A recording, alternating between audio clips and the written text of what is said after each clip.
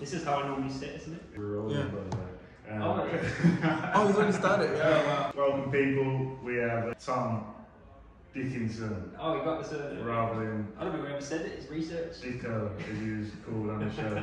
Tom Dickinson is coming to help me just share a bit of the journey that we were on. Tom was on a comedy show that we just did a few weeks ago. Yeah, 2 weeks ago. 2 weeks ago. No, 3 weeks on Sunday. 3 weeks ago. Yeah, wow, 3 weeks yeah. ago now. Time flies. Yeah, we started off in a room of, you can only describe to be what? How would you describe it? Well, it was a room full of 80 people that created some kind of sauna vacuum. Yeah. That, I mean, was horrendous. I mean, I think there must have been about 10 dropouts in that session. 10 dropouts. Yeah, it was like a scene out of a Holocaust. He's got heavy at the start. Wow. I thought it, and I thought, nah, you can't get in there first. We set the tone, but let's just say it was a health and safety nightmare. Yeah. I mean, that place was falling down as well. I mean, Yeah. the floorboards, and also, the floorboards didn't sound safe. Yeah, so essentially more people than should have been in there. And we seemed to gravitate towards each other from the get-go, our eyes locked. Tom's girlfriend is sitting behind the camera. Well, there were so many people that we couldn't have anywhere to sit down. Yeah. So we were both stood up. We both had hats on. Yeah. I was like, this guy's my vibe. Yeah. He's got a baseball cap on. Yeah. We ended up speaking to each other, and then We got really interrupted. Yeah. And then we got forced into our groups, which obviously I think Mitch will lead to a bit later on in terms of exercises that we had to do with these groups. But yeah, interesting people, man. Yeah, we'll get to the comedy definitely, because the experience I think was like one I've not experienced before. I don't know about you. No, it was the most diverse, different group of people I've ever been amongst, and I've been to uni in 2024. So Yeah, you've been polite as well. Yeah, you've been polite. Like it was an experience. It was an I experience. think the big thing is this. I mean, everyone in that room has at some point been told they're funny, so they have some sort of not desire, but they like being the centre of attention. They like being the person that makes them laugh. But you've got 80 people in that room who are all amateurs at making people laugh. So you have like this weird ego that people have. Yeah. That everyone has a different ego in a different way in that room. Yeah. And then some of them just naturally clash, and then some of them get along. Yeah. Some people are never meant to meet. Yeah. There was definitely, and the 80 people that turned up, there was definitely combinations that should never have existed together. That close as well, and that such a proximity. Yeah, that should never have happened, and it caused some magical moments. So we will get to just the experience, but firstly, just a bit about yourself. Like, obviously, most people come to me for health and fitness. Some stay around for the health and fitness. Some stay around for the mindset side. Some stay around. I don't know why they stay, but they seem to stay. What's your kind of relationship with health and fitness? So from a young age, just absolutely loved sport. Was so competitive. I was obsessed with football. Just didn't want to do anything else. Mum and Dad always like, do you fancy trying this? And no, all I want to do is play football. Yeah. Loved going through all the age groups. Was alright, scored quite a few goals. All amateur, like never academy level, so I'm not bigging up myself too much. Yeah. And then I got to 15 and I just stopped. No underage football anymore. I just had to start playing adult football, and then that was when I was like, it just killed it for me. I was like, I hated playing adult football because you just had these, what seemed like complete adults to me at 15, just shouting, swearing, getting angry. You go all the way to adult? Yeah, straight away at 15. I stopped at So I started playing Sunday league adults. Yeah, that worked for me. And then I sort of stopped. I tried it a little bit. I just didn't have that level of anger that some people have in me. It is a very angry sport, isn't it? It's football. Like, I mean, watch people on. Right, we're recording this before the final, so watch people on Sunday and you'll see the level of anger that it can bring out in people. Yeah. And joy all at the same time in 90 minutes. Yeah, my girlfriend finds it baffling just watching like football fans in the crowd, like how passionate they get, and it's like this guy like he's just an 9 till 5 and like he gets the football, he turns into like, this monster. It's it is a different kind of sport. So what? So then I went to uni, and then it kind of felt like I got this the feeling I had when I was playing under 12s and 30s and 40s back, because I played with all my mates. Yeah. You're obviously playing other unis, so they all have aspirations to have careers elsewhere, as in they know they're doing this for fun. Whereas sometimes I think somebody that gets a little bit lost and everyone thinks they've still got a chance that Gareth's going to give them a phone call on the weekend. And then, so I absolutely loved it. And then obviously I finished uni, and I just kind of like, I don't want to go back to that level of anger, so what do I do? And then that's when I started working, that's when I started going to the gym. Okay. I have a bit of like a love-hate relationship with the gym. I think that was the best thing like for me, as in I saw a podcast that Jimmy Carr did, which is ironic. I mean, he's not someone you look at and think, oh, he's a massive gym goer, but he was speaking about it, and he was saying it's very difficult to feel anxious or worried or upset or anything when in that moment you've got a lift of weight above your head. Like you can only focus on that weight. So it helps your mind focus, and that's the bit I love about it. Yeah. But then, especially when I haven't got a gym partner, I've just got to go on my own, getting that motivation to go there, that's what I find difficult. But once I'm in there, there's no stopping me. Got it. What's your kind of goal in terms of in the gym at the minute? I think I've always been a very skinny kid, and then I sort of went to the gym, sort of built muscle in specifically my arms for a bit, because they were weak. And I like being able to see that. I think at one point I want to just look in the mirror and be like, yeah, you're doing alright. And some days sometimes I get to the point where I'm like, yeah, you look good, you look like you go to the gym. Other days you're like, wow, what have you been wasting your time for? The day after we came back from the cruise and I saw my body, I'm like, you've just eaten everything you've done, all that work, 6 months, you left it in the ocean.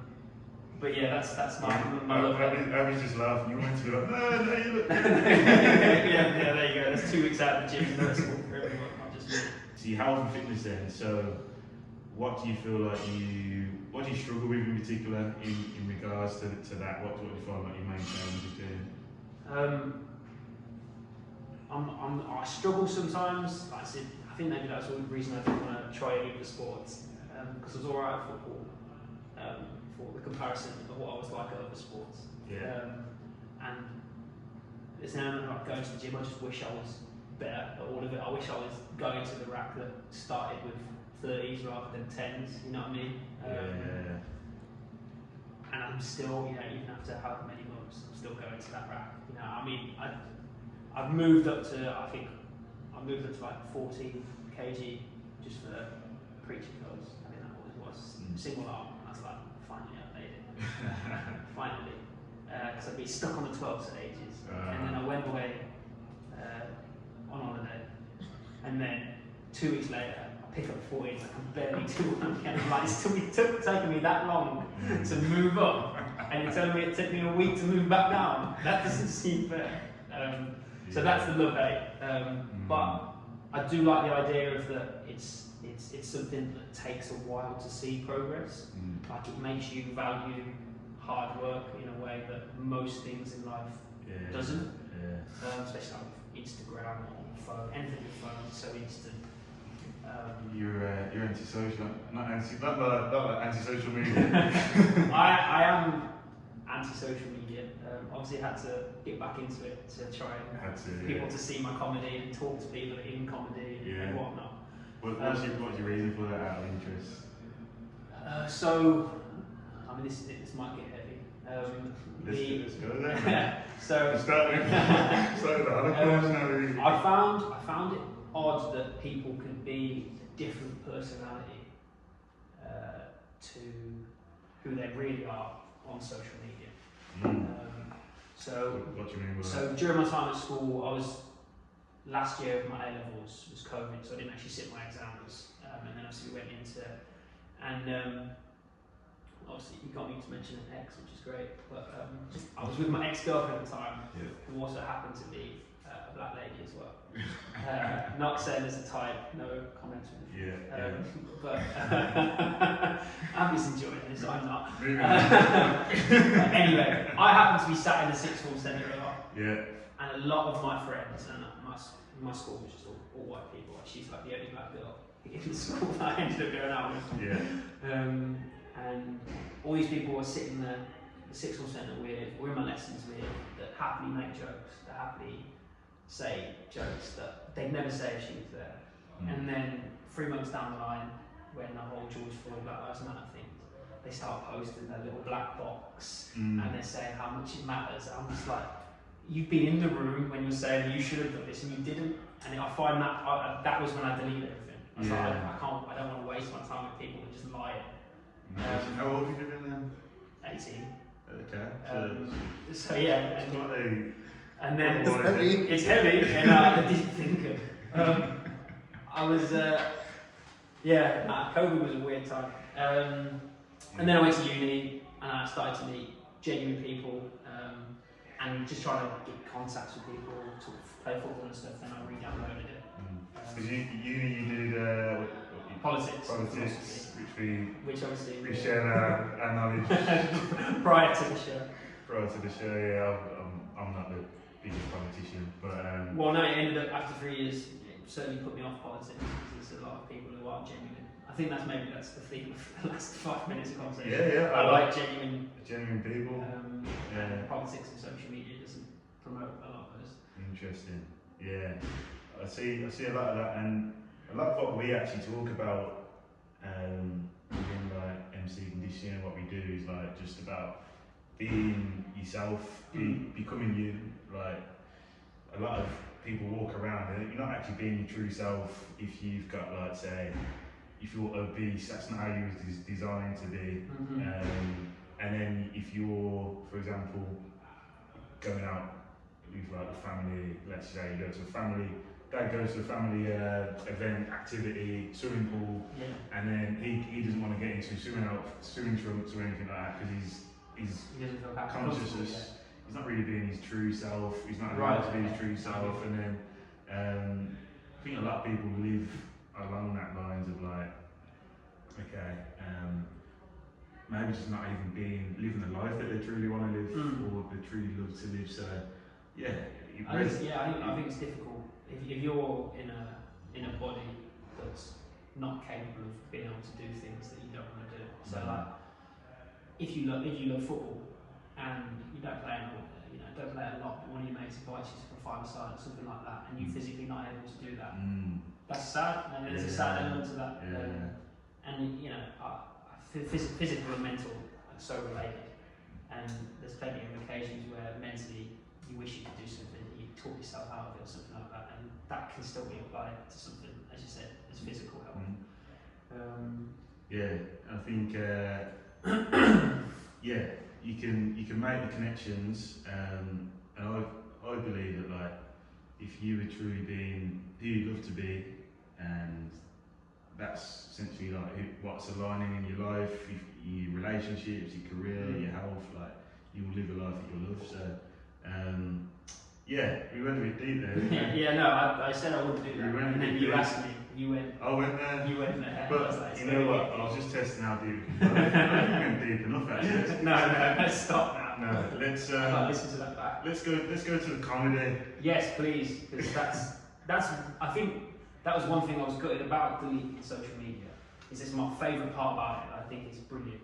Is that you can. It is unbelievable. It's the things that I can watch and just howl at laughing. And I've got some good taste as well. So the algorithms just keep coming. I can't get off this thing. Yeah, the algorithm, you've got to be careful with the algorithm, catch you out. Yeah. You know what, sometimes they can help you out. Like, I think they're on my team. Like, I was looking for a holiday once, and I was like, Siri, I'm looking for a. I'd love to go on a trip to Dubai for like £200.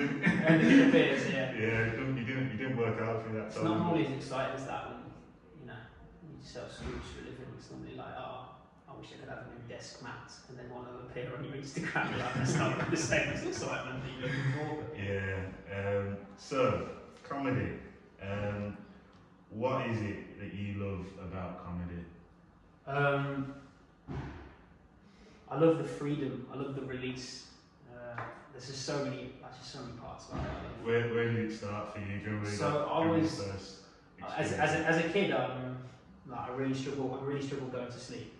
I just couldn't go to sleep, and there'd be nights after nights. I couldn't get to sleep. I was just wide awake. And then one night we went to go see Michael McIntyre. You went to see him? Went to see him live. How old have you been then? About 12. So quite young, but he's obviously quite family friendly. And I just remember walking into the arena that he was performing at in Birmingham, and I just laughed start to finish, like it was painful, like I could feel myself hurting from laughing, but I couldn't stop. Yeah. And that night, I went to sleep soundly. Really? And then I just developed like comedy is clearly something that relaxes my brain or takes me away from whatever I was thinking about. Yeah. So I got into sitcoms. It started very tame with Michael McIntyre and Friends, my things, and it gradually grew. But yeah, love sitcoms. Always watch them. Probably still. It's before I go to sleep. The last thing I watch before I go to sleep. Yeah. Comedians, just I have. Who's your favourite comedian? Well, my favourite British comedian eventually became Russell Howard. Who? Yeah, I can see the resemblance. Well, obviously I just had an interest in politics. A lot of his shows were politics and sort of laughing at politicians, which was always good fun and easy to do. He was brilliant. I've seen him twice. Would recommend to go see him. He's fantastic. Is he good? Yeah. I've never seen it. Have you not seen No. it? You said we recommend. Anyway. Yeah, of course. No, apologies. Yeah. Yeah. Oh well. Cool. Russell Howard, and then I've recently. I think Ricky Gervais is very clever. I know a lot of comedians kind of like. I mean, even the ones on our course, the professional comedians. There's a couple of occasions where they kind of like slide digs at them. I don't know if it's like jealousy or.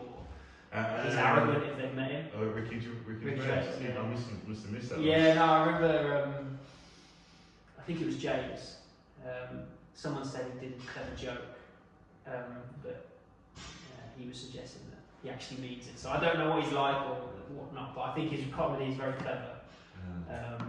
But we have started watching an American comedian. I don't tend to like American comics. I like their sitcoms, their series, but no, the comics don't hit the same that British ones do. Yeah. But one that we've been watching called Shane, I think it's Gillis, is it? Yeah. Shane Gillis. And he's funny, man. We watched it. We were eating dinner last night. And we watched the special. I think it's the 4th time I watched it, and it still cracks me up every time. Really? What is it you love about him? He's very on the line a lot, but he does it in a clever way. In terms of, he does this whole sketch about visiting George Washington's house in America. George Washington was the first president, who was a slave owner as well. And he does this whole sketch, which obviously doesn't sound like this is going to be. You can't get anything funny out of it. You're taking me down. Yeah. Well, that's the wrong use. That's the wrong word to use. And obviously, you don't think there's any comedy in it, but he does a whole sketch on his day. And it's during COVID. He was the only one. I mean, you have to say that. Obviously, he does a lot there, but he does this whole day about basically how crazy George Washington is and how America idolises him and the way he's portrayed. You can see why they idolise him, but if you see anything else, this guy's actually crazy. So I like that kind of comedy that's on the line but not offensive. Yeah. I think that writing for that, obviously, because we've done a little bit of writing ourselves to try and find jokes that, I mean, they recommended on the course. There's a few people. They said, "You guys are starting out. It's taken years for people like Shane, such as saying, Gervais, Jimmy Carr. It's taken years for them to know exactly how to play along the line that's too offensive. They know what they're doing." Yeah, they probably would have had to step over the line a couple of times, Exactly. come back over and whatnot. So they recommended, don't go near it. Don't go near the line, because in your first attempt as an amateur comedian, it isn't going to go well. And there was a couple of people that ignored that and stood up and did comedy. Unbelievable experience for us. Like, I feel like we've been getting to this, but we just like, I thought the comedy show was nothing compared to the actual course. The course was, go look, if you want a comedy show, just do the 8 weeks. Just do the 8 weeks. Don't actually do it, just experience, because that was. You could write a skit. I mean, I have stuff written. We've been taught to write stuff down. I have stuff written down that happened on the course that I intend to try and do. I mean, if no one beats us to it, we should just be doing like a Netflix documentary, because that shit was unbelievable. Some of the stuff. We need to just get one person back. And I think it is interesting because it was the second time that I did a course. So I did one down in London with the comedy school, which I highly recommend. But they were wicked. And really about the art of comedy, rather than just its Celtic blah blah blah. It's more just about the art of it. And the coach Keith Palmer, his name is he's styled again a group of people that were just never meant to be together. I think it's just it's funny how that comedy does that. There isn't any walk of life that would bring those group of people in apart from comedy, because everyone has a sense of humour. And I can promise you everyone doesn't have the same sense of humour, because that's what that completely different. But he really nurtured everyone's individual talents, and if there was someone that was borderline, one guy, an older guy, was pretty much from the get-go put his hand up, he's had loads of questions, he's like, what about if my content is offensive? And I'm like, probably the best thing about that situation, if someone says stuff about being offensive, is you're like, oh no, I don't want to be associated with this guy. But you're desperate to hear what they're going to say. All you want to do is hear them. You know when you're the only black guy in the room, and you're like, this one's for me. He sort of gives you the eyes before he says anything. What's not offensive? Well, someone found this offensive, and I'm like, luckily the coach, he was a black guy, he's looked at me and he's like, but the way he answered it was more just hearing them out. In fact, we can let us hear it first, and we'll tell you whether how we can maybe nurture it into being, rather than being offensive, just move it back across that line, rather than, I feel like in the other aspect we was told. No, that's what I liked about it, the element of some people didn't get it as well. Some people didn't like that environment. They wanted to shoot people down, can't say that kind of thing. But in that environment, all they're trying to be is they are trying to be funny. They're not trying to be offensive, because if they are offensive, they just think what they've said is offensive is funny. That's the problem, isn't it? A couple of people might have been trying to be offensive, but we won't mention any names. But some people, there's a couple guys who try to do jokes that, if they'd said in a different way, it would have been funny. It's just sort of the way they said it with their voice, their tone, their actions. And some people jumped on them straight away and said, no, you can't be saying that, it's not funny. And I'm like, hang on, this person's just trying, like all of us. That's all we were trying to do. And I was funny to be fair. So some people would have been laughing. For me, I've got a sick sense of humour sometimes, but it's on the line, isn't it? It's all out of love, and if you can see it out of love, then I feel like that's essentially where it is. Where I feel like there's a case of fear of, okay, if this person goes a bit out of line, then everything's going to go wrong. But it takes one in a room full of 30 people, and well, obviously we were probably practicing in like 20s, but in a room full of that many people, it only took one person to be offended to change the whole dynamic of a room. Like, and that was what was strange to me. And it was a diverse group. I mean, I would say you were the only black guy in the end. There was quite a few black guys that started and didn't finish. Probably because of that one guy. Get out. What, you staying around? But you're from Surrey House, and you're like, I'm used to this. I'm this is usual for me. It's strange to have two black people in there. I'm used to being the only one. But yeah, so you'd be in that room, and I find it odd that you know, being with a black woman, or being in any biracial relationship, I've talked to anyone biracial relationship, you guys have to joke about it. It has to be part of it. It's fun. Like, if you don't joke about it and you take it so seriously all the time, it's going to eat you up. So have fun with it, you know. And you would have, there's things that I'd say to Abby or to my friends who they'd laugh, they think it was hilarious. But then you have people getting really offended on behalf of whoever the community that you're offending well, is. a good example, which I have to thank you for actually, because one of the jokes I was going to take out that you actually inspired me to put back in was around me when I was in school, the only black kid in school, and then I went home and I covered myself head to toe in white chalk, and I had a joke around that. And when I said it, there was like a gasp in the room. It was weird. I remember. And obviously, I didn't actually pick it up because I was in the zone, and the feedback was, that was really sad when you mentioned that. I probably wouldn't put that in because maybe the audience wouldn't feel that. And I was like, okay, I'll take it. It wasn't like my best joke anyway. But when we was walking back, you was like, don't listen to them, they're feeling bad because this is why you feel guilty for what's happened. So I was like, you know what, you're right. So I'm putting that down. I actually used it. It's true though, man. I used it in a different way and made it funny. There was a lady on the course as well who was really funny, and she was from Zimbabwe. And I don't know if you were in that, I don't know if we split up in terms of the rooms that we were in, but the first time she stood up. She was pretty good actually. The first time she stood up, right, she made so many errors. She had, like we all did.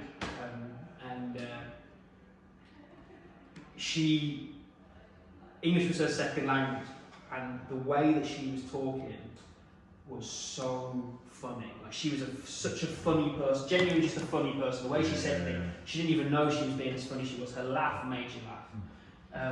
And all of that stuff that I've been in a room with, Abby's mates or my mates, and I've seen, and it's just really funny because everyone gets that kind of it was an African humour, but she was doing it in front of a whole white audience. You must have been in another room. She's doing it in front of a whole white audience. You've got to make it as diverse as possible. So she did it. And I remember telling her after she did, she was like, rubbish. And I was like, no, that was really funny. You just got the complete wrong crowd. And she did in the end kind of adapt it to the whiter crowd, particularly find it funny, but still remain that element of actually, no, this is funny, it's just funny to a certain group of people, and that's great about comedy. Technical error. Keep an eye on that, Abby. You can work. The jokes kind of that I put in there were based around what I found funny. So it made me laugh, and I was like, at least someone's going to laugh. So I think that's where, whatever you do, you need to base it off just what you enjoy. Like I feel like we're all creators in our own way, and we're all capable of doing that. Whether it is comedy, whether it is just putting out good content there, like whatever you want to share, whatever you want to go and do in life, like just as long as it's like it sits right with you and it aligns right with you, that's the main thing. It was a difficult environment because it was such a white, and there was a few people who were easily offended. So it was a white, easily offended crowd that sometimes, and there was a Muslim lady whose jokes brilliant. I thought she was really good. Her jokes were so well written. I really liked her demeanour and stuff. Yeah, she delivered them in really. She actually had like a persona. She had. So then it was diverse, but you just. I don't know. Sometimes there was an element where this is funny, but almost as if they're forcing themselves not to laugh because it should be offensive to them. It was just an odd element sometimes. Yeah. So what inspired you? Because my mission is to like just whatever people's desires are, to just really like enlight that desire, and really inspire people to go and do what they'd love to go and do. And comedy was always something that I thought. I mean, I love comedy, but the thought of getting up on stage, I was like, no chance, not a chance. You ask people like after death, what's your worst fear? It's like standing up and doing public speaking. Yeah. I mean, you hear so many people, even like in the media, in news and whatnot, and even there, sort of people would say, "Sorry, I left the window open." Yeah. Boy, it's really trying to throw me today. Yes, Abby's on the job. Soundproof in the room. I forgot what I was saying. We were talking about comedy, public speaking, worst fears, yes. Imagine if Abby was not here. We can have a director editor camera lady. And go. What's the hourly rate? Right. So I think that I don't know. It's like when I did it, I can't really remember it. I have so much adrenaline. I mean, I've watched the bloody clip of me doing it so many times. Yeah. But like the adrenaline, I've never really experienced that level of constant adrenaline. Yeah. That lasts for as long as it did. How long did it last for you? Well, I sat down and so when I first arrived, I was like, "Wow, is this real?" Because it just feels like this fake little world that you've been going to for 8 weeks. Yeah. Weird group of people, including yourself. Yeah. And then it felt real. We were in a club. You saw the stage. You saw the amount of people. So I just want to like take people on the journey, like of the build up to it, because where was your what made you sign up? What inspired you to sign up? I always had a love of comedy, which obviously we started with. I always had a lot of people in my friendship group, and that was just my friendship group at the time, telling me, if you love it as much, why don't you try it? Because I'd always be like, no, it'd be fun to give it a go. Yeah. So I had that, and then I started going to different types of environments that weren't used to just being like my white mates from Lichfield. Yeah. So I'd be with my mates I play football with black guys from London, and I'd make all of them laugh. And I was thinking, oh, okay. And then I'd be with Abby, and just be all of Abby's mates, from all parts of the country, all black girls, and I made them laugh. And I was thinking, maybe I am, and maybe I've got a little bit of confidence in maybe I'm actually funny to not just my friends or my mum or my dad. Yeah. And then one friend also drove to doing comedy, and he told me, we had this long chat, and he was like, we've got to do this. He sent me the link, and we had a chat about it, and I was like, yeah, we're going to do it. And then he never turned up. You sure this wasn't remember the only people that were maybe he did turn up the first session. But yeah, and he never turned up. And I've always been I always run towards something that scares me, not runs away from it. And I'd always be really try and be really funny in the circle. We're all sat down, we're all doing whatever. But then as soon as there's like a microphone or karaoke or someone starts filming it, I'll be like, no, I don't want to do it. I don't know why that was, don't know what it was. So you say you always run towards things that scare you? Yeah. In what way? So what have you done previously where you ran towards it? That's going to be deep again, mate, this guy. That's what you do, man. So I just had a lot of anxiety as a kid. So there'd be a lot of things that were normal. Well, not normal. Actually, everyone, you don't know what's going on in people's heads, but I mentioned earlier with the sleep thing, like I was absolutely terrified to go to sleep. Terrified to go to To sleep? go to sleep. So I'd have to lie in my bed and I'd just be terrified. All I want to do was stay awake, walk around the house, check everyone was awake. But I got to an age of like 13, 14. 28. Got to the age and I was like, no, you're just going to have to sit. You're just going to have to sit and be scared. You're just going to have to feel it. You're going to have to run towards the fear that you have. And then, I started sleeping better.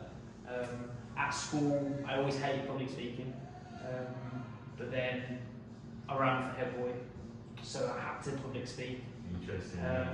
I had to start talking to people. Yeah. Because I knew I could always talk to people when it was like... You look like a bit of a head boy. Do I? I mean, that's a compliment. I tried to throw people off with the hat backwards and everything like that. Maybe just go ahead. So I did that, and I was having to speak in front of all the. I had to speak in front of all the kids at the school every week. Yeah. And like it went bad. It went so bad. It's like in between the scene at one point. Like I remember the headmistress at the time wanted to do some sort of like reenact. She was a drama teacher and then became a teacher, so she wanted to do some sort of like role play with all of the heads of the school, so the head boy, head girl, the deputies, and then we had to read our lines. This is in the big hall, right? Yeah. And then she's like, yeah, you read this line, and she told us on the morning, and I had no idea, and and we did it. Went up onto the stage, started reading lines, and I just don't know what happened. It just glazed over. And I just started reading everyone else's lines. So then I stood there in silence and they were like, you're not meant to say. And I was like, oh really? So I said it and they went, no, that wasn't your line. And this happened in front of everyone. The headmistress basically said, why are you reading that? Oh wow. And I was like, that has gone bad. That has gone How so did bad. that feel? I didn't give it as much value as I think I would have. And then I came home. My little brother was in the school as well. I came home. Mum and Dad were like, oh, stuff like, how's your day? I was like, yeah, I had a mare this morning in assembly, and they're like, no, sure it wasn't that bad. I'm a little bit of a only little at the time. He was like, Mum, Dad, it was horrendous. It was absolutely honestly, I can confirm he was terrible, and I was like, oh, maybe it was not worse than I thought. So I guess I always had in the back of my head when I was trying to do the stand up, I was like, well, everyone's worst nightmare is like standing up in front of loads of judgy teenagers. Yeah. And being embarrassed, and that's already happened. But I still was, I don't know why I always had it. Still, I probably still have it if I did it again. I still have this just fear like run through me, and I think it started with the sleep thing because I now sleep fine because it's a normal thing to do. Yeah. That fear running towards it worked. So run towards public speaking worked. Tried new things. So is this linked into the comedy now with why you wanted to go and do that? So I knew I loved it, and I knew the only reason I wasn't doing it was because I was scared if it went wrong, if it didn't go well. And that was the point where I was like, but if you want to do it, there's a block there that doesn't need to be there. You kind of put in a block in that doesn't need to be there. It's interesting, we get that a lot with people who come in and they want to get this amazing transformation. I'd love to do it, and then there's a block. Yeah. And for whatever reason, they don't take that leap or take that thing that everyone has to do at some point. You've got to take a leap to get to where you want to be. You've got to go through the fear to get to what you love. And I think it's interesting you mentioned that because it repeats so many times. And the only reason people don't get the results is because they don't take that risk. Yeah, I also, my mum and dad, the mum and dad taught me at a young age they ran their own company, but I always, and they did really well at it. And as the company got better and better, and our houses got nicer and nicer, when we have people come round to our house, is it stop? No, No. you're good. They come round to the house and they'd always be like, oh, you guys are so lucky now. And it always used to bug me because I was like, no, the three of us, so me and my two brothers, we're lucky. We hadn't done anything to get to this point. Yeah. But my mum and dad have been getting up before 6 every day. We've been getting home, most of the time after 7, sometimes after 8. Yeah. We start the whole process again. They had 3 kids, We always went to school. We went to school every day, clean clothes. We came back. We had dogs that we walk. So they had this whole environment, and I got to see how hard they had to work to achieve that. Yeah. But everyone only sees the rewards. Yeah. And you know, the 5 minutes, you know, we did 8 weeks of like, it's pretty hard to stand up in front of these people, think of stuff that you've just thought of, Yeah. said it out loud. I mean, you were probably one of the younger people on the course. Yeah, yeah. Like, I was so much younger than everyone. You was a baby, yeah. Like a real baby at that point. Yeah, proper baby, man. And that was intimidating to me. You know, a lot of people a lot of people at that age, I don't think would do that. I'm not very good. I'm not very good at giving credit to myself. And I'm not very good at it. I'm very harsh on myself.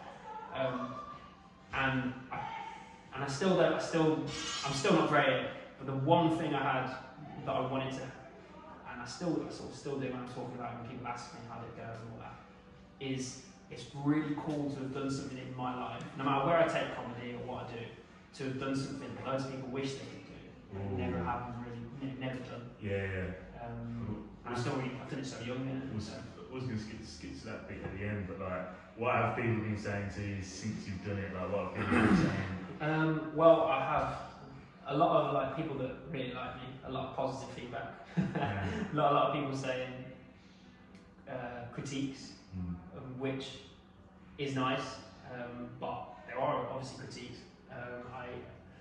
We have a really close. He's basically like an uncle, but not blood related. You'd be an uncle if you're in a black family, but if you're white, it obviously has to be blood related. If you use that word. Yeah, basically. Yeah. But yeah, I got an uncle, and he's a writer. He writes movies, and he writes stuff for BBC TV series. And he's done that sort of acting schools and stuff like that, just to sort of where his career's got to now. And he phoned me up after he saw it, and he gave me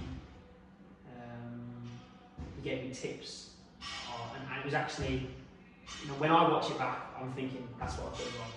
And then hearing it from him, I'm like, oh, actually, you know what? There is room, there is improvement. Okay.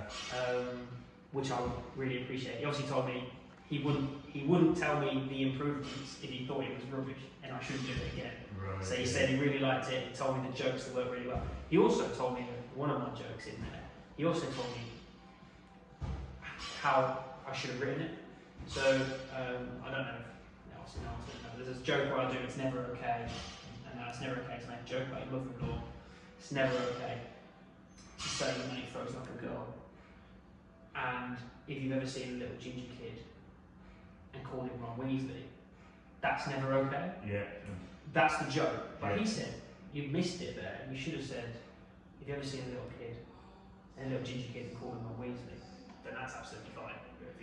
Which is a way, he's ginger as well, which is a way better line. I can't believe for 8 weeks I've been telling that damn joke to a room full of people that want to be comedians and a comedian, and not one person said that would be better. But he phoned me up and said, and he said that, and I was like, that's brilliant. So I like that element of people saying, but no, there's also an element of people always want to judge. People will sometimes, and not all people, but some people will want to try and just put you down because maybe they're jealous or they can't do it. So there'll be people at work or something, or you know, acquaintances that are friends of friends or whatnot. Yeah. And they'll be like, "Oh, you never looked at the audience," and I'm like, "No, I didn't look at the audience." So did you have that feedback? Did you? Yeah, and I never at one point looked at the audience. I'm like, I agree with you. I didn't look at the audience. But I don't like the place in which you're telling me that from. If that makes sense, I can tell. Whereas when I was speaking to my uncle, even mum, dad, Abby, later in the line, they've said, "Oh yeah, no, you could have done that a little differently." Yeah. That's great. There's only you can only improve. You can only keep getting better, and that comes from people saying you could have done this. But I know from the place of actually they think it went well a little bit, and then they're saying where some people are just trying to put you. Yeah, sometimes fire.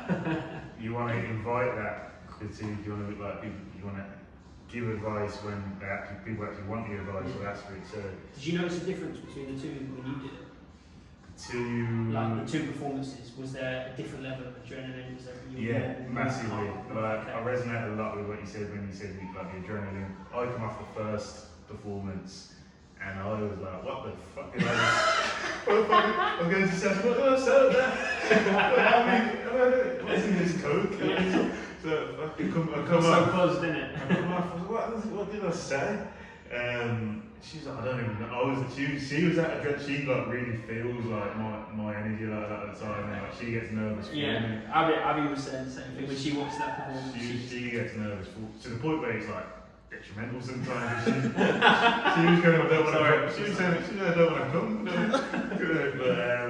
But she more out of love, like she wants me to do well. She doesn't want to see me like fail or anything like that. And the second time there was a big difference in terms of I could actually think up there.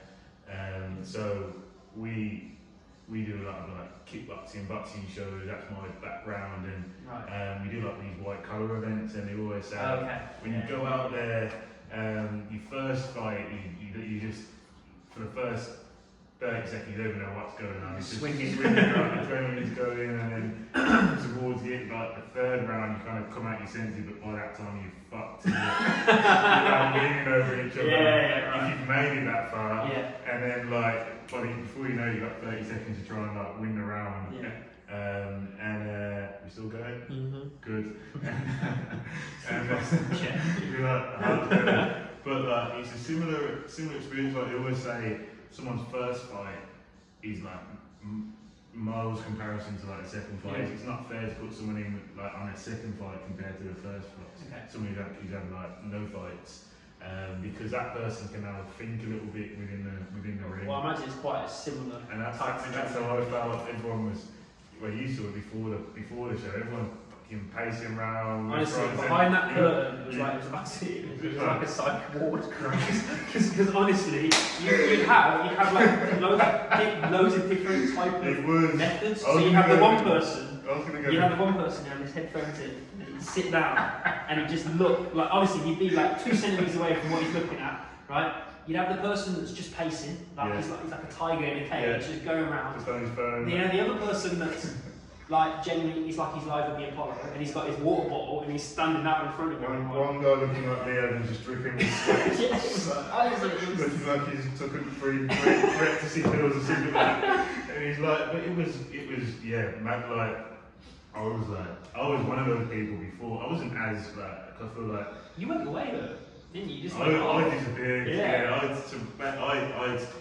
have a process now that I've learned to kind of essentially get the best outcome with like mindset, and we do a lot of mindset on our program, and I didn't really believe in it as much because I learned it from one of my mentors, and he's a public speaker, and he could stand up and speak in front of big stages, and said he always does his process before, but I did it before the first one, and I was obviously really nervous before that. Like, you know how much does it consume you? Like when it's constantly on your mind all the time. And the show, I got there and then I was like, right, I'm gonna do this exercise before, a mental exercise before I do the show, and it just helped me just kind of tap into the right energy. And I think you can let the nerves take over you, where like the anxiety comes, all the stress, what if I mess up, what if I freeze, or you can tap into like the positive energy, like how am I going to feel like after doing it, like, okay, I'm going to feel like proud, calm, all of this stuff. So I tapped into that energy, and it like really helped me like zone in on the performance, and that show, like I was fucking diabolical, like that was only a 6-week course, and like week 1, 2, 3, 4, 5, I was like, getting up there, freezing. They even asked to like, can I get off the stage on one of the rehearsals? It I like froze up, and he was like, no. I was like, what? You have moments like that. He's like, can I start again? I was like, well, you had one of those moments. I did that. That's what I was going to say. It helped me just to everything went smoothly on that show. by doing that exercise, and I repeated it again. Yeah. Obviously, Why you fucked off? disappeared. Left me with these crazy I was people, like, man. no, Tom, this is every man for himself, bro. I'm gone. With the crazy people, as a crazy person as well, like, it's just. I was like, you're on your own here, bro. But yeah, that helped me. But yeah, I mean, you mentioned you had that episode where you like froze up. Yes. Just kind of outline that for people. So, what so, that was like. so in the 8-week period, you had the first few weeks where you were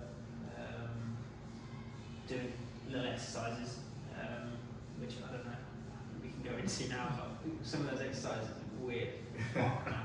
And basically from like week 4 or 5, I can't remember which one it was, they were like, okay, we're going to sit here, you've got to get up and do something. Someone's got to get up and do something. Yeah. And the first week I tried it, I didn't have anything, but I've had this, I just hate awkward situations. I've always hated them since I was a kid. I was always the kid that if a teacher asked a question and no one knew the answer, I couldn't just sit in the room and allow that awkward noise. So I just have to say, I'd put my hand up, say the fucking wrong thing. Yeah, right. You got up there. So I got up there, I did it, and it just went bad. People. It was bad. No, I think in my head, it was a lot worse, mate. I think that was a really good first, especially first up as well, and you had like a really good first performance, considering you hadn't had any practice or anything like that. And I was reading it off my phone as well, which is I think it's a big thing as well. Yeah. So yeah, we read it, read those jokes, and it was that I guess you just have in your head that the only way it can go well is if everyone in the room is dying with laughter. And actually, there's so many different levels between that, right? There's so many, like, just a little chuckle the first time you do it, you should be proud of because you've done it. Yeah. But you don't see it like that in your head. You only see, if no one's laughing, you failed.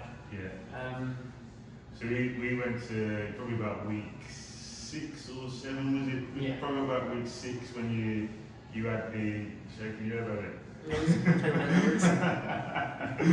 Yeah, I've got like camera anxiety. Any movement you do, like, any movement you're like, shit, it's gone wrong. But you had the performance where, you know what I'm on about. So we got to the later weeks and when you sort of actually practice the stuff that you were thinking about doing. And I had the way I set out my 5 minutes was I wanted to try not all, but a lot of different types of comedy. So the little one-liners, the little jokes that people laugh that you'll see, people like Jimmy Carr do, but then more the whole longer-winded jokes that link back to the start of the joke, and then also the whole movement as well. Yeah. And I always trusted the little jokes. Well, not always. I trusted them more than little jokes. So I did all the little jokes. Yeah. I giggled. And then I got to the point where I was getting to the bit where I had to like act out a little bit more. Yeah. And I spoke for longer, and if you speak for longer, no one laughs, and then you panic. Yeah, and I you're was going to say, what's going on? What was you feeling in your head? So when the longer you speak, especially if you've just done loads of quick fire jokes, because Yeah. everyone's not crying on the floor, but they're little giggles. When you speak for longer and no one laughs, I mean, I was trying to explain it to some of my friends who were asking what it's like. It's like when you with your group of mates and you tell a story, right? And you're out there and you get to the point that you think is the funny part of the story, Yeah. and then none of your mates laugh, Yeah. right? And you know that feeling, fuck. You feel, And then you kind of like you just like waste everyone's time. got naked. Everyone's like shit. Everyone's just a dream. But I feel like Yes. there's no going back. So yeah, and then you then sort of from that point on in that story, you panic and think, oh, where are we going to try and find this? And when you're doing stand-up, it's like that feeling on absolute steroids. And I did that. I spoke for too long without a laugh in my head, and I was like, no, I've got to stop. It's not working. And I was like, no, I don't fancy it. I've only just written it. I don't think it's funny. And they were like, no, I'll try it. I'm like, no, I'm not doing it. I'm not doing it. And then Andy, the comedian who, absolute legend, he went, stop it. Don't be a pussy. I mean, it wouldn't really work in school, would it? That kind of goes in. I mean, it worked for me because he said, "Don't be a pussy," and I was like, "All right, yeah, probably say that." So I think I might be called whiskey pussy. No, I was encouraged to go on into that. Yeah. And then I tried it, and like, everyone everyone.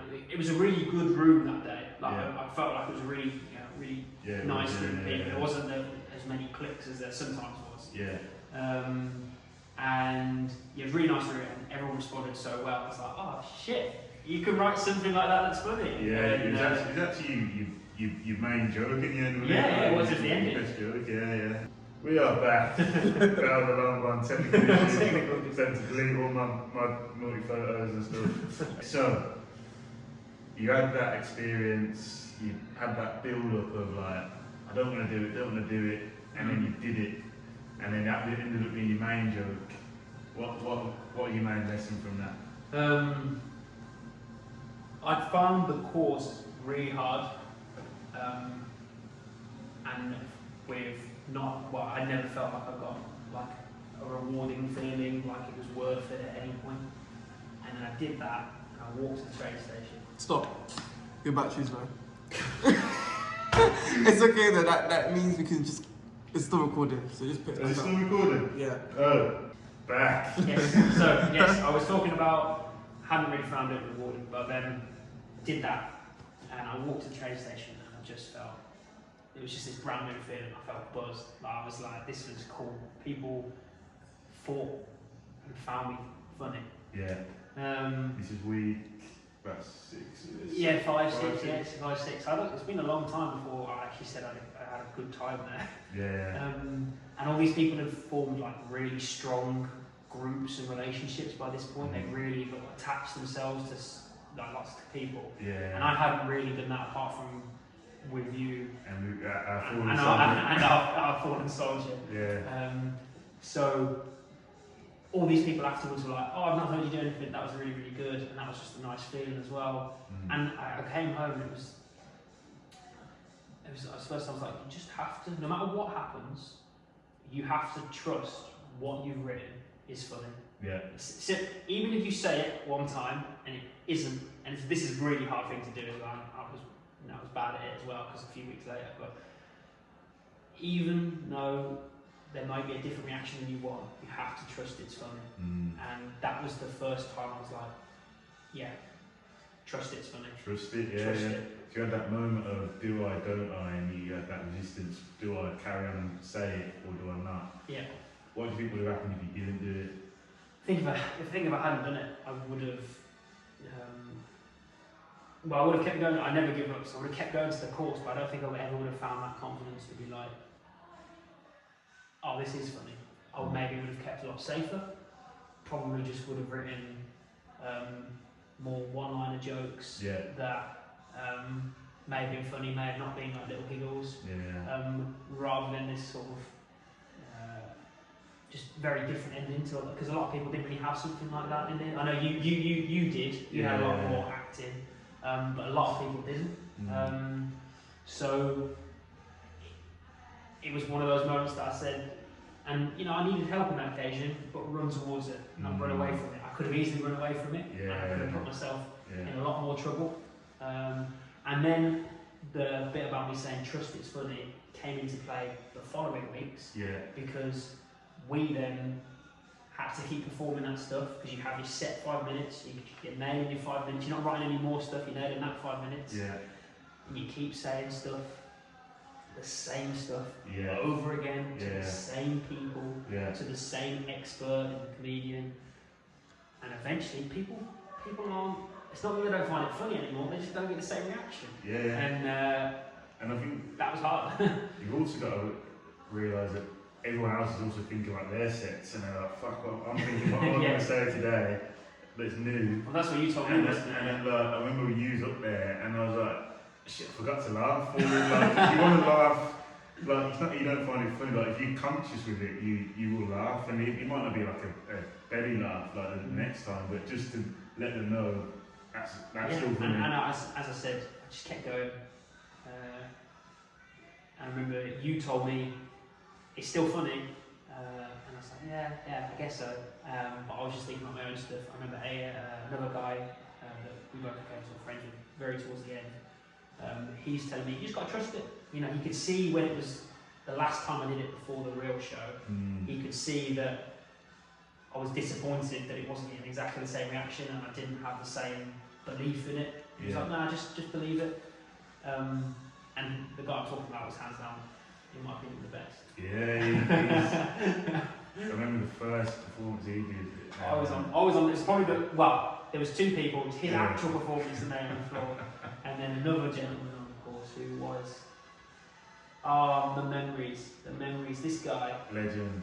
He said some of the most outrageous, horrendous, offensive things that I come and I remember him just my type of humour, man. I remember him standing in front of the group, and he was probably the person that would do it the most. He was probably the person every week you'd hear from like week 2, 3. Yeah. And so he stood up, and I remember him just one after the other offensive comments. The room getting more and more silent. And I mentioned earlier about me finding it difficult to be in awkward situations. And the more offensive and the more offended people got, the harder I laughed. And I was in the corner. And I think to the point where I was conscious of the fact that people were more offended with how much I was finding it funny than what he was saying. Yeah. And there's no better one than he'd done a whole set about offensive people. He was talking about his mum being a fat woman or something like this. And he got to the joke and went, this whole performance has made me as nervous as a Muslim on a 747, and all of us in the room like, oh my god, this is. So you finish his set, and then you start doing your criticisms, your questions.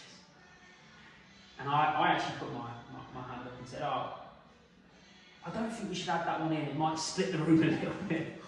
And he was like, which one? And I went, the one about being on a 747. And he went, no, I got it wrong. And we were like, oh, okay. So what did you mean to say? I meant to say I was as nervous as a Muslim on 9/11. Oh, and we all went, and I went, oh, so way worse. And that was, it was so funny. And you'd never be in a room like that. No.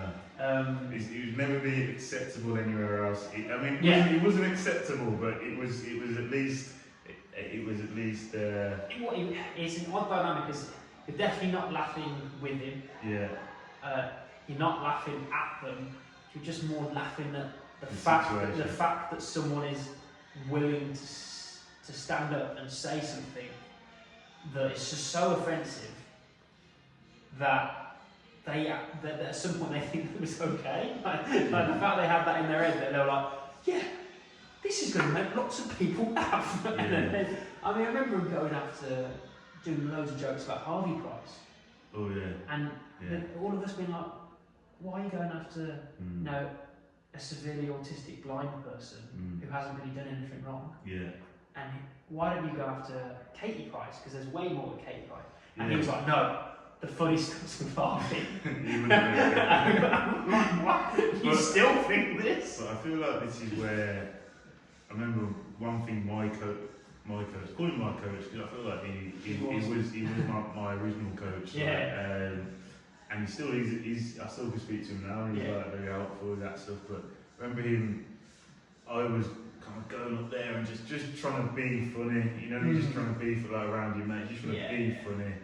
And you could just see through it. And I got off there. Everyone was laughing, by the way, in the room. And I've just got some story, mine was just like, I'm not going to get into it. but he got off the stage, he was like, I was like, he's like, looked at me, he's like, is that what you really wanted to talk about? And I was like, probably not. And he kind of like made me think about what do I actually want to talk about? And even on that, on the stage when I was up there the second time round, it still wasn't what I really wanted to talk about, but it was like closer to it. Yeah. It was like, I feel like, say, with who he's on about then, it's like attacking Harvey Price. Is that really what he was? I mean, for him, yes. Maybe. But I agree with you. It's like, where does it come from? For me, it's got to be around I like it when there's a bit of love in there. Yeah, I think you and me had a discussion as well. And this was another thing is that I remember I did a couple of jokes about me and Abby in the dynamic of being a white guy, a black woman. Yeah. And everyone kept on telling me, you've got to lean into it more, that's where the funny stuff is. Yeah. And obviously I had a few jokes in there that were about it, that I found funny, Abby found funny, a lot of people found funny. But I didn't want the whole thing to be about that. There's way more to, me than just that. And also, believe it or not, I don't see Abby as my black girlfriend. I see her as my girlfriend. Yes. And this is the whole dynamic that people were pushing when they were talking about my comedy. Yeah. So they wanted me to just talk about my black girlfriend. And actually, weirdly, if you did that, you'd have been like the more common setup. Up there, just Yeah. like three like black girlfriend. What a black girlfriend. That was the other one. Yeah, I remember because I said that, didn't I? I said the last time before we sort of found out that there was 4 other blokes in like the 10 people there at the set we were doing. Yeah. Who were going out with black women. I was like, well, I have a whole joke about explaining what a biracial relationship is. If I don't go first, they're going to be like, of course you know what it is. That's more common than being of their own race. Yeah. So yeah, I was like, no, I want to do that part. I want to do the funny parts about it. But I want to, there's more to us than just that. There's more to me than just that. There's parts that I found funny. That's why I sort of started talking about the stuff in uni. And maybe it would have been the easier way out if I hadn't, you're talking about if I hadn't done the bit at the end. Yeah. Maybe I would have done more of those jokes because I knew they landed, I knew they were a safer bet, I knew they were an option that people would laugh at. Yeah.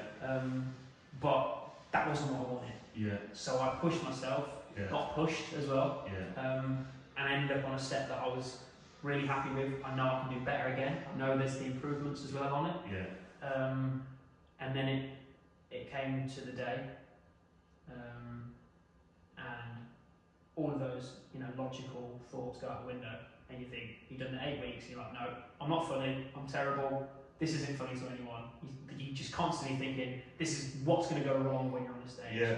And then you just have a day. I mean, I remember, I think it was, you have my watch on, it was to track your heart rate, and about 8:30, I got a notification, and I performed at about 6, that's about around the time I performed.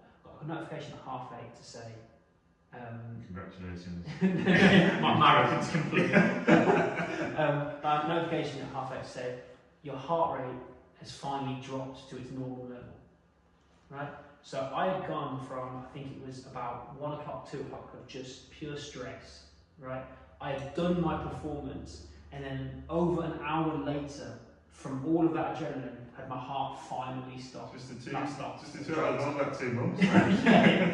But I mean, there is nothing apart from running a marathon that would do that consistent level of or probably being at war. That's probably quite stressful.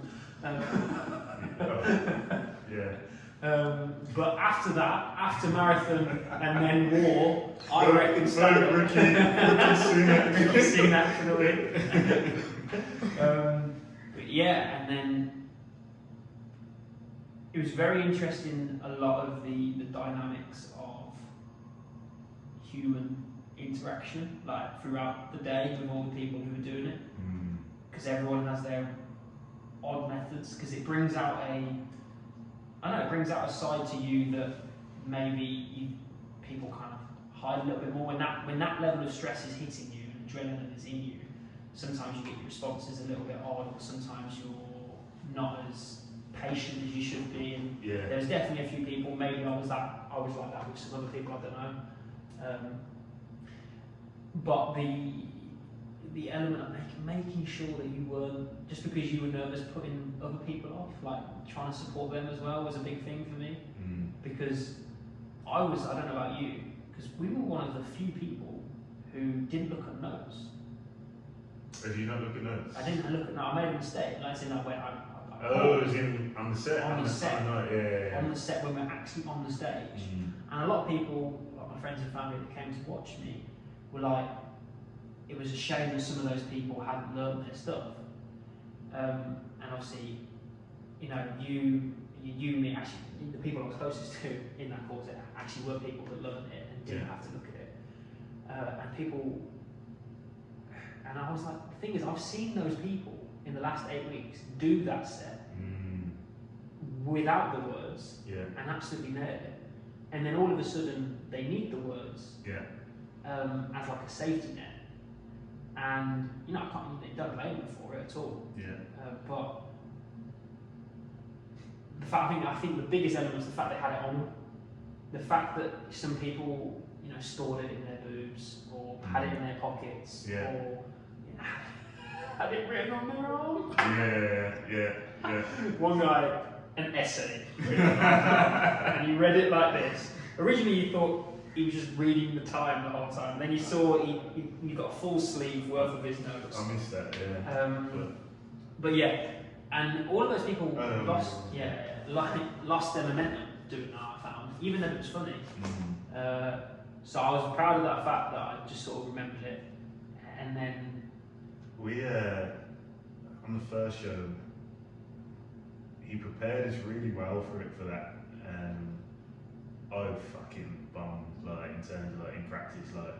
So if you don't know what bombed is, the bombed in comedy terms is like you get up there and you just everything goes wrong. Blank. You're like you staring at faces. You just feel like people have got guns at you and you got no way out and you're just like I don't know where to go. Because with the courses, like, maybe people, like, I mean, I didn't think it was like that.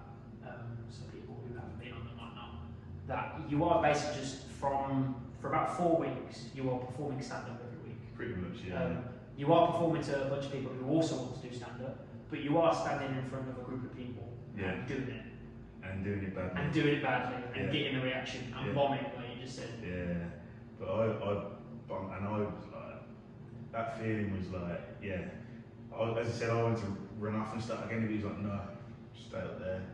And I was like, fuck. And I was like, I had nothing to say. I tried to, I thought I'd just get up there and just be funny. I thought, fuck, I don't want to practice all of that stuff and write off the scripts, none of that. I was get up there and just be funny. If I'm in a room out of like 10 people, normally I'm like the funny one out of 10 people. I'll be just get up and just say some funny shit, man. What say all these notes about? And he got up there and I was like, the first thing I said was not funny. It was not funny. And I was like, I thought that was funny. And then I was like, I don't know where to go from there. I had no like structure, nothing. And I was like, no, this is the worst feeling, but he made us stay within that and like hold like attention, and then he taught us like to go with the flow. If you stumble, just go with it rather than like just go with it. There was an exercise that we did that it was the first time the microphones came out. And I remember this is the first time, well not the first time, but one of the times I felt so young and like inexperienced, because they were like, has anyone used a microphone before? Like all these people in the room put their hand up, and I was like, no, I ain't fucking done the other one before. Not especially like holding a microphone, like maybe speaking into one that was already there, but like holding it and doing karaoke. I'd never even done that. And they were like, all you got to do is stand up and speak about what you did at the weekend.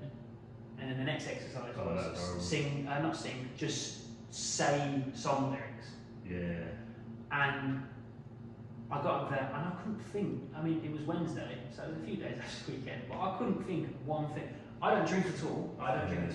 And my story, I don't drink at all. And the story that I stood up and said what I did at the weekend was I went out and got hammered on the Friday, woke up on the Sunday, and that's all I said. You chatting shit? I never did. I don't drink, so I've never gone out. That's the only thing I could think of. I mean, it makes sense. And then the next one was the only song I could think of was "Happy Birthday."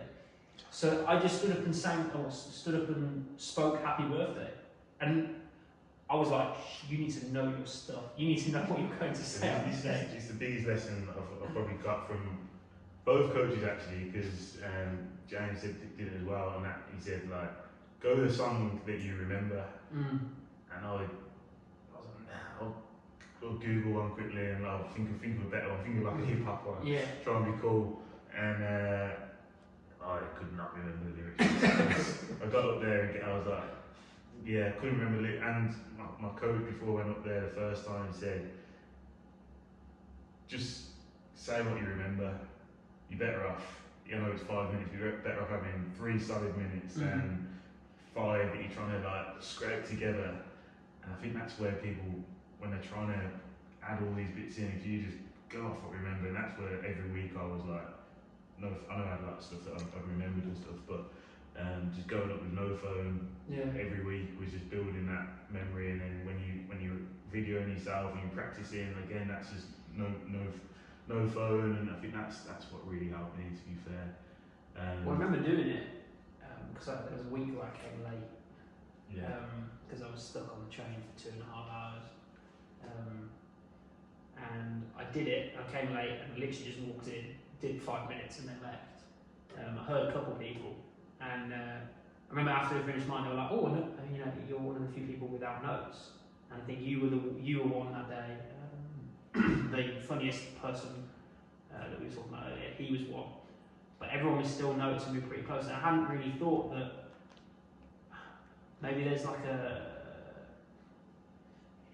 leap of faith you have to do when you're without the notes, that it was difficult for people, and I totally get why they still had it, because the idea of you on stage freezing, because I remember there's a moment in mine where I forget what I need to say. I think I actually go sorry, like I said, "Oh, sorry," and I knew when I was on that stage I just need literally the first word, and it's a long joke, it's quite a long joke. All I need is that first word and then I'm off. That's all I needed. But if I had my more accessible notes, I don't think, maybe I would have been like, this is what needs to kick me off. And I can see why lots of people did that. So I think my point of that is like, it's the doubt, and we had the same thing on the first time around, where there's people that were like really like talented and like better than me, like comedically. Their jokes were like really well put together, and like one guy I thought he had like talented, like just do it professionally, definitely. And on the night, the nerves got the better of him, and he still got through. Everyone got through their sets, but he kind of like rushed through it, and didn't really pause for like the laughs and stuff, and like rushed through his jokes. And when he had me like howling at certain stuff in the course, and like it just shows how like your confidence, and that's just everything really. Because if you let the negative emotions take over, well then it's so quick as that. It's that fear over the love, and like if you do it for the love of it, and you're like, how would I love this to turn out? And then you like embody that energy. Now it's like, okay, those nerves are still there, the anxiety is still there. But if you're like focusing on the good energy, that's where you want to be. So just because we want to, Abby wants to get home tonight. We might have to do a part 2 of this. We got a good 22 minutes so far. So far. We got good. I'm just worried about storage. Storage. So because of storage, Abby's fault. But editor, director, camera lady. She's on job, to be fair. It's my fault. But 3 questions then. Yes. So we probably did ask you this about an hour and a half ago. But maybe I got a different answer. what was your main reason why you did it? Why did you do this? Why did you want to go and do it? I wanted to push myself into something that I thought I'd be good at, but was too scared to see whether I was good at it or not. And that answer's a little bit, there's a little bit more than what a little bit different to what I said earlier. As in, I had lots of people saying I should do it. I've always loved comedy, so there's loads of different examples. But I think fundamentally, I wanted to do something that I was terrified of doing, that I thought I might be good at, and that was it. And why is that? Why is that important to you that you went and did it? Because no success in life comes from not working hard for it, and most things in life that have really good endings are pretty scary and terrifying at the start, and that was what was in my head. It was terrifying, it was scary, but maybe it might be good. And I hung on to the maybe it might be good and was stuck at the terrifying bit for a long time. I say a long time, I'm only 22, but for a year or two I was thinking of doing it. And then eventually I was like, I've got to do this. I've got to do this for all the people that said I should do it. I've got to do this for myself. I just have to do it. And that's what got me on the stage. You felt like you had to do it. Yeah, I think I owed it to myself. I'm pretty sure the first time I met Abby, I spoke about it. I think I've said, I want to try it one day. So, what's the difference between one day and the next day? Yeah. So, you've always had this feeling you wanted to do it. So, after doing it, like say the experience itself, like what was your main kind of what was that experience to you? What did it mean to you? First of all, it's a blur. Like the actual standing up there and living it. I can remember goals I scored at 13 better, basically, than doing that. It was only 3 weeks ago. Obviously, you've seen it's like an out of body experience because you've seen the video however many times. But the credit, and it was the first time, having lots of positive feedback, that's always nice. No one can claim. I think Gareth Southgate said it the other day. Everyone wants to be loved, which was both tragic and happy all at the same time. But yeah, all the positive messages, that's really nice. But actually, at only 22, doing something that's on people's bucket lists, and people being like, oh no, I could try that. And people that criticise you, that haven't done it, that want to try it, you're like, hang on, I actually have done it. Even if it wasn't great, even if you don't like it, I've done more than you have. And also, there's a level of respect for the people at the top that I have now. That even though I love comedy and I thought they were geniuses, I didn't think I could have more respect for them. But having done it, it just went through the roof what these people are like and how they do it. It is so hard. It is. If you think it's easy, if you think that's looking at people like they're just talking shit, but they're so skilled with communication. I feel like they're the best communicators in the world because. Well, that's why they run all the podcasts, isn't it? Yeah, exactly. We're coming for you, guys. But I remember on the first show that I did, the coach said, "Go and see comedy. Just go and watch comedy every week." And I went to the Comedy Store in London, and there's a guy on there. I can't remember his name, but I was sitting there, and the room was rowdy as fuck. People. There's some couple next to us that looked like pretty much having sex next to us. It was what they was on. I'm probably having an affair. And then the crowd were heckling and stuff, and this one woman's come up, and I've never seen someone own the stage. Big woman, and she's but she just did not give a fuck. She was I was intimidated, man. I was sitting around, I was doing that, but she just owned the stage, and then the headline that come out, and he killed it. I was watching it and just in awe, and you don't get that out of respect. How am I going to do anything like this? It scared me a little bit, but there's that level of respect definitely for the art of it. So the third question for me,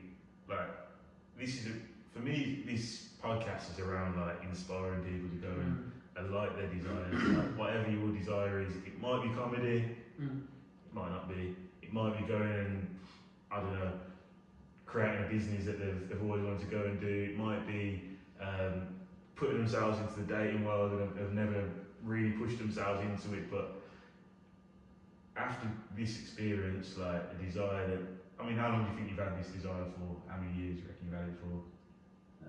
Probably since I finished school, so probably looking at 4 years. 4 years? Yeah. So you've done it now, you've put yourself out there, and this one day dream that you've had.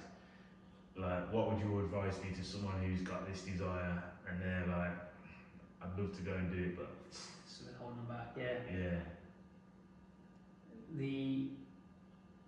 The fear you have in your head is always the worst case scenario.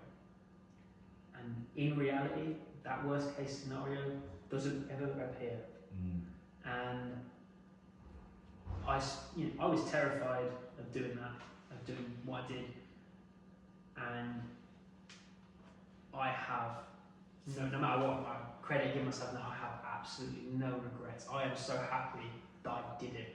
The relief that I have in myself for going, you know what, no matter what happens, no matter where you go with it, you did it. You actually did something that you were terrified about and did it.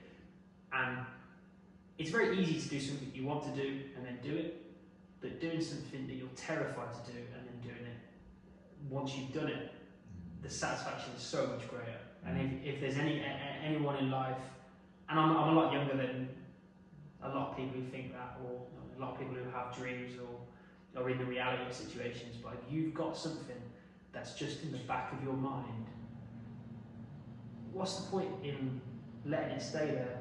Because you've only got one shot, we've only got one chance, you know, we've only got one shot being able to do what we want. Some people, and especially if you can, I've been lucky, I came out of uni, got a stable job, mum, dad, could provide me a house to still live in before I find my own property, all that kind of stuff. So I had nothing but myself hold me back. I didn't have anything else. And I went and did something I was scared of, and a lot of people liked it. So that's always nice. So it's a lesson there for you? To run towards something you're scared of, because it might just provide you with the biggest happiness, the biggest self-achievement. That's something that's nice and easy to do. Is that a bit of credit there for himself, Ali? It took me 2 hours of conversation, my girlfriend staring at me for 2 hours behind the camera, a man I've only met 10 times.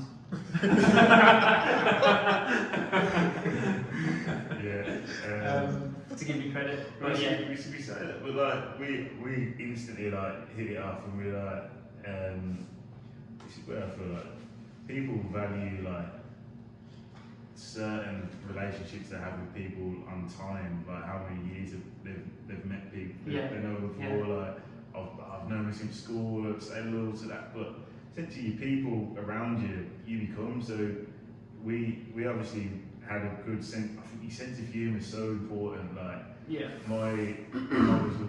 was looking for a partner. Like, humour was like top of the list for me. Like, 100%. What's the point in being miserable? I don't know if you. Why can't you be funny and really good looking? To me, it's the quickest way for you to connect with someone, for you to know that you're on the same wavelength. Like, we was laughing at things in the room with a couple of people. Trying to not mention names, but we were just like, it's just be a look, and we'd be laughing at like, not at them, but just the situation. Exactly, the situation, what they've said, people's reaction to it. I mean, another thing on the doors that it's opened, opportunities, and the people I've met has been brilliant. Like, you've got a room full of 80 people who all think and want to be funny. Less than 40 actually do it. So you got an over 50% dropout. I was still the youngest. Obviously, I was the youngest in the room when I walked in when there was 80, and I was the youngest that performed that day. Oh man! And now I've got to give myself some credit for that. Basically, my miss is ringing now. I did just red button it on camera, but it's for good reason. That's still going. Is that still going? You've thought out. If you listen to this, he's a horrible man. I'm coming home soon. Coming home. You just got to run. You got to run towards the light, not run away from it sometimes. It's a lot of fun. It was a lot of fun. I mean, fun is to be used lightly because there's some sleepless nights, but like the reward after it. For me, it was the weird one. Like, second time was a bit underwhelming because. I don't know if you ever like follow the Tyson Fury story where he gets the world champion title and then he's like, the clip against Klitschko. What? And then he's like, well, what now? For me, my ultimate goal when I signed up, it's ages ago. Like, for me, I signed up in December 2023, and then the show wasn't until 2020. It's a long time away. And I thought it'd be like a quick turnaround. So I was like. there's no. I signed up. I was like, there's no chance of doing that. Fuck that. I actually know one of the organisers, promoters, and he comes to me. He's like, "Have you signed up to that thing?" I was like, "Nah, I'm not doing that." And then I realised it wasn't until June, and then I was like, "Okay, let me go and maybe get some coaching." Like, when I saw this course, I got a recommendation down in London to this course. I wasn't expecting to do a performance. I thought it'd just be coaching. And then it was like, "Yeah, you got to do a showcase." So it was like you got to invite one person. So I was like, "Right, okay, I'll invite Saskia," and that was nerve wracking enough. Yeah, no, I never. I think I said to Abby, I never wanted. I mean, you and me bonded on this because you were like, we didn't want. If we're ever going to try this, I don't want anyone to see me do it. But I didn't write. Like, my worst case scenario was like, well, I'm going to get up there. Saskia's going to see me, and she's going to be like, well. Fuck that, He's a loser. I'm going to train back on my own. I'm thinking I've got a relationship on the line there. So I was thinking like worst case scenario. For me, the end result, like obviously I performed on it as the proudest moment, and I was really proud of doing that. One of the proudest moments of my life, the first time around. And the second time, the goal for me was to do it in front of people. That I know, that was why I did it. So the 10 tickets and all of that. Yeah, like I wanted to just do it in front of people, like my family, my mum. Went for like uncensoring myself, where like grew up with my mum, I wouldn't be allowed to swear and stuff like that. And like, I think censoring yourself is like really detrimental sometimes. Like if you constantly censoring yourself all the time. Like you actually being your true self. Well, that's the start, isn't it? Yeah. A lot of people always hold a lot of value in other people they've met that just speak their mind. Yes. They'll be like, "Oh yeah, you should meet Gary. He just says what he's thinking." Yeah. And you're like, all these people always seem to have the person that they like because they say what they're thinking, but they shouldn't. Yeah. But they still do, and they're liked. So it's not as scary. I do understand the whole, you've done it. It's very like, once you've done it, where do you go from there? Because the rest of, after you've done it for the first time and you've done it in front of the audience, it then just sort of becomes this dream of like, how far can you take it? That's up to you and what you want to do. And that I sort of went on holiday, so I had something else to look forward to straight after, which was really useful. I think for me, like that was the goal. So it was like the goal done in front of people. That's ticked. So that was like it was like a underwhelming. Like okay, so that's done now. I felt like I should have felt more emotions around it, but I didn't. But I was present around it. I was like, okay, what am I going to do with this? Like what's next? Because I was proud that I ticked the goal off, and then for me it was more around being able to do more stuff like this. So like being able to speak in front of people, share like messages, share stories. So for me it was like, okay, cool. That's one stage now. But what I've kind of realised now, what I have got, which I was looking for, is a hobby. Yeah. Something that I would do just without getting paid. Like something I could just go and do, meet good people like yourself. We met a lot of good people. Shout out to Tom, who was I hope to see him on stage one day. I will get him on stage. He's a talented guy, by the way, and that's an example of like I'm not sure what happened, but I think there's some talent out there that he was very funny with the right kind of mindset and like coaching and stuff, and like just how to manage your emotions and all of that stuff, like can be like really talented. So, but yeah, you meet some good people. But this is the thing. I would say, if you read the chat, eventually, that the person who has become most successful out of it wasn't necessarily the best on the day, but they have kept going. They've kept showing their faces. They've kept going to open mic. Only 2.5 weeks, but they've kept going, and they've actually They've got one step further than everybody. Yeah. Now, the fact that they've done that, I have huge admiration for the fact that they've done that. I have no, I haven't looked at booking open mic since, so I don't expect anything more of what I've already done.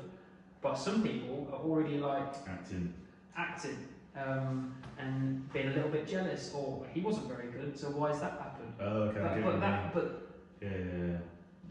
that's irrelevant. He's worked hard. He's got a hobby, and he can take it to the next level if he wants to take it to the next level. That option's there for all of us. Yeah. We've all done the first level. Yeah. And we then get to choose. Yeah, love it. Bring it back to love, because everyone's proud of what should be proud of what they've done. Everyone got up there. It's like when people get in the ring, you get the respect as soon as you step into the ring.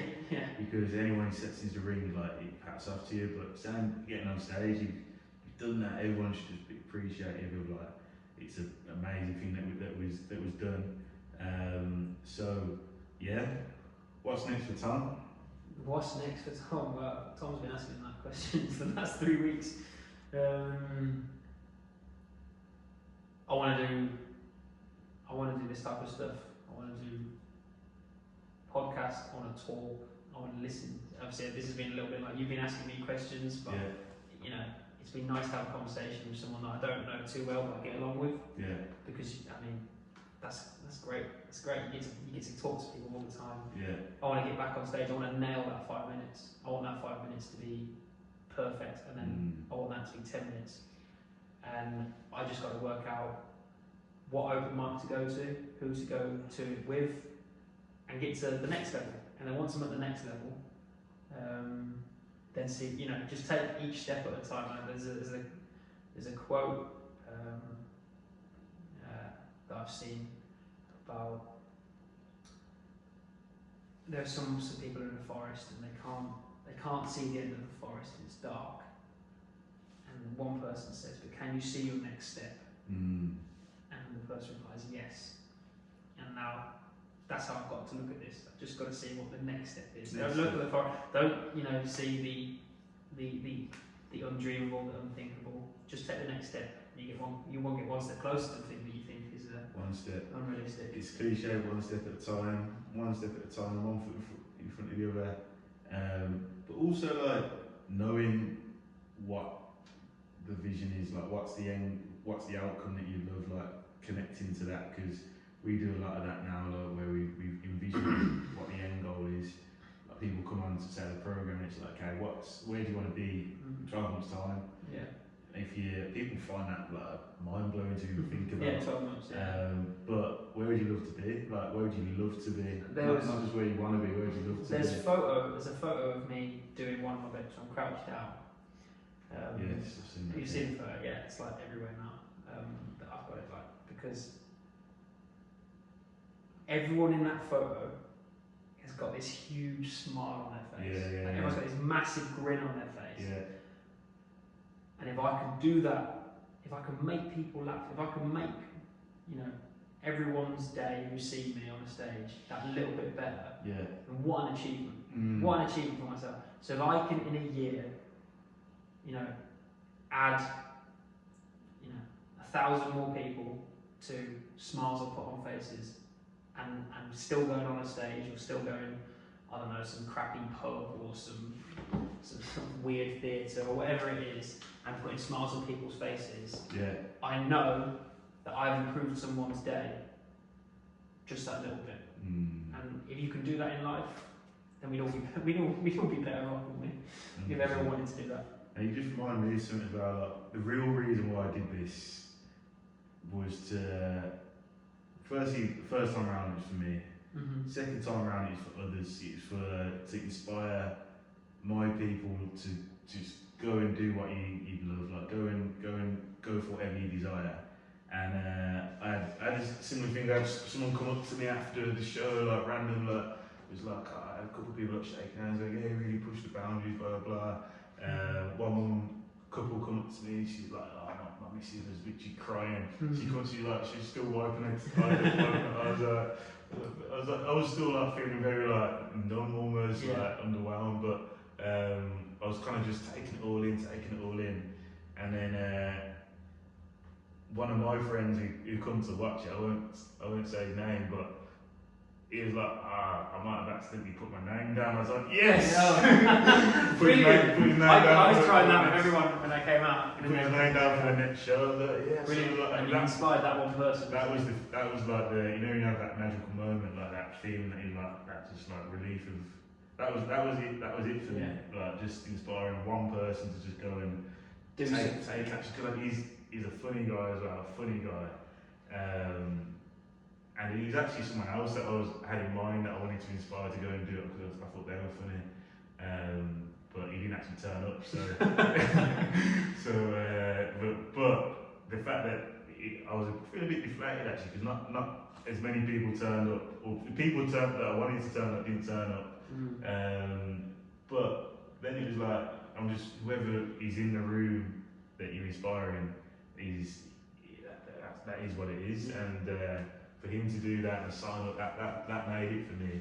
So yeah, man, we can do a lot of things just by speaking our truth, essentially being us, being ourselves, and staying proud and being ourselves. So yeah, man. Yeah, I think we've actually come to a conclusion. We come to an end. I think we can end it there, but just for yourself as well, like youngest person in there, but I feel like you're just ahead of your years in terms of like how your maturity is, your mentality, and yeah, man, I think you just got, it's just that sense of belief in yourself and start giving yourself a bit of credit as well where it's due. I'm someone who's having to learn just to be a bit more like up your own ass, like start to, you know when people say like, that guy loves himself.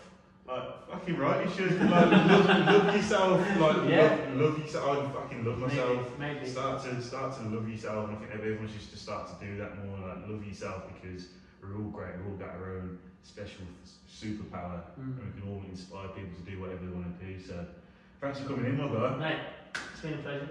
I knew you was a real one. Because you Whoa. There we go. I was like saying we did the handshake smooth the first time. I was like, yo, this guy. My boss is a black guy. He welcomes every morning. He'll do that. Yeah. That one. And I remember meeting some of his mates from London, and like did it for the first time. And they're like, he's done this before. He's been watching YouTube videos. He's been watching tutorials about how to hang out with people like me. And that's right. Cool. Cheers, guys.